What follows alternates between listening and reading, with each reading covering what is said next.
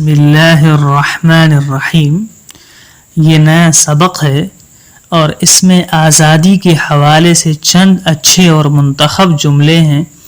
آپ اچھی طرح سن لیجئے اور یاد کیجئے.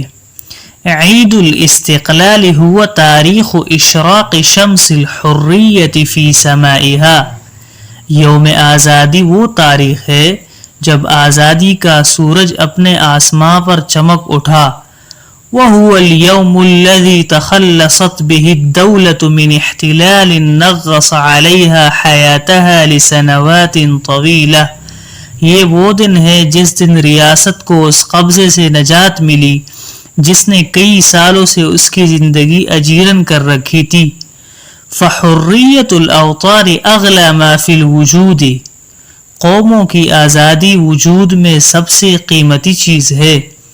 یہ بہت اچھے جملے ہیں، اچھی طرح یاد کیجیے اور کافیوں میں لکھیے.